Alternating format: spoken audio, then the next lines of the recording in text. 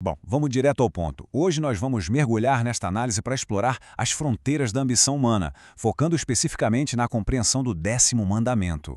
O texto base trata do limite do desejo, algo que, sabe, pode até parecer simples à primeira vista, mas que carrega um peso enorme para o nosso comportamento e para a nossa estrutura espiritual. O nosso objetivo hoje é entender passo a passo como mapear e definir exatamente onde ficam as fronteiras das nossas ambições mais íntimas. Para começar a entender esse material, a gente precisa fazer uma pergunta super básica e fundamental. Afinal, será que desejar uma vida melhor é pecado? É exatamente essa dúvida que precisamos responder para entender onde termina uma ambição que é saudável, aquela que nos impulsiona, e onde começa um verdadeiro perigo espiritual. Porque, convenhamos, é da natureza humana buscar soluções e conforto frente aos problemas do dia a dia, não é mesmo? Mas qual é a linha divisória aí? O problema, o espelho definitivo. O texto posiciona essa regra de uma forma única. Diferente das leis comuns, aqui a avaliação não é apenas sobre as ações externas, mas sim sobre os bastidores da mente. E aí, a gente chega num conceito essencial, a cobiça. O material define que ela ocorre especificamente quando um desejo mira naquilo que já pertence a outra pessoa, ou então quando demonstra um profundo descontentamento com o divino simplesmente por não possuir o mesmo que o semelhante. E esse é o ponto crucial de toda a análise. Fica muito claro que o problema nunca foi o simples ato de desejar, mas sim qual é o alvo exato desse desejo e qual é a motivação que está ali, escondida por trás dele.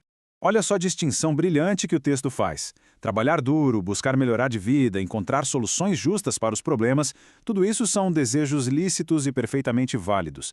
O esforço faz parte da nossa vida, mas a gente cruza uma linha perigosa quando esse desejo passa a se mover sem nenhum limite, indo direto em direção ao que é do outro.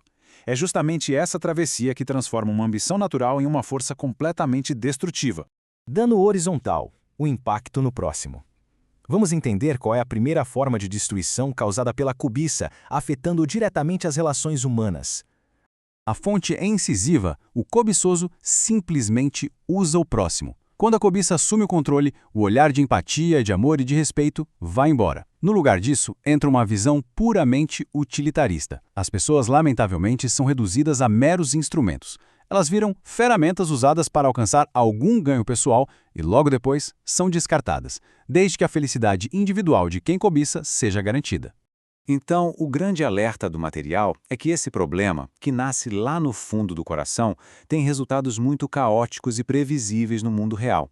A cobiça entra em erupção e gera desastres na sociedade. Desonrar os pais, chegar ao extremo do assassinato, infidelidade no casamento, roubos, além de mentira e difamação para destruir reputações. Basicamente, ela deixa uma trilha enorme de feridos pelo caminho, acabando com famílias e ambientes de trabalho. Dano vertical, o descontentamento com Deus. Indo além das relações humanas, o texto aponta para um segundo tipo de dano, bem mais profundo. Tem um termo fascinante usado para explicar isso, a cobiça velada. Por que velada? Porque a pessoa pode afirmar com toda a certeza do mundo que jamais roubaria nada de ninguém. Só que aquele ressentimento forte e a murmuração constante por não ter as mesmas coisas que os outros acabam entregando o jogo. O material até faz um paralelo muito interessante com o irmão mais velho da parábola do filho pródigo, sabe? Aquele que vive clamando por direitos e se sentindo injustiçado o tempo todo. E tem uma analogia aqui que é quase um soco no estômago. Vivemos como crianças que só lembram dos pais no dia do pagamento. É uma forma cirúrgica de mostrar como nós podemos perder a gratidão e a reverência. A espiritualidade acaba perigosamente reduzida a uma transação. O divino passa a ser visto única e exclusivamente como uma espécie de caixa eletrônico, um distribuidor mecânico de benefícios. No fim das contas, a análise argumenta que tudo isso pavimenta o caminho direto para a armadilha da idolatria.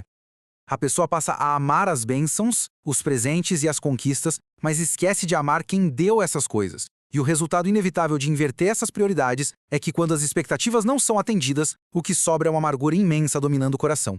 O diagnóstico, reconhecendo os sinais de alerta. Agora a gente passa para uma parte super prática de como diagnosticar essa luta interna no dia a dia.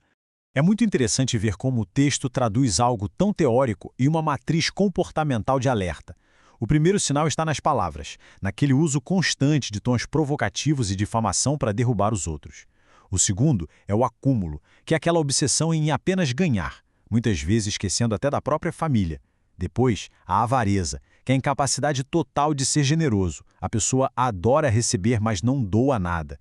E por último, a reclamação, a murmuração tóxica que prova a falta de confiança na provisão diária. É um mapa certeiro. A solução, o caminho para o contentamento. Depois de ver o problema e os sintomas, o material aponta qual é a saída definitiva.